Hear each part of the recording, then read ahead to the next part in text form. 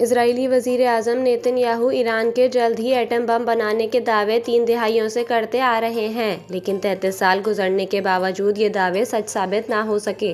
ईरानी वज़ीर ख़ारजा अब्बास अराग़ची भी कह चुके कि नेतन्याहू ने अमरीकी सदर को तकरीबन 3 दिहाइयों तक अपनी जंगें लड़ने का झांसा दिया। उन्होंने कहा कि नेतन्याहू अब एक और अमरीकी सदर और अमरीकी टैक्स दहिंदगान से खेल रहा है। दूसरी जानिब अमरीकी टीवी शो के मेज़बान जॉन स्टीवर्ट ने भी नेतन्याहू की मुसलसल खाम ख्याली के वीडियो क्लिप्स शेयर किए। मेज़बान ने नेतन्याहू का मजाक भी उड़ाया।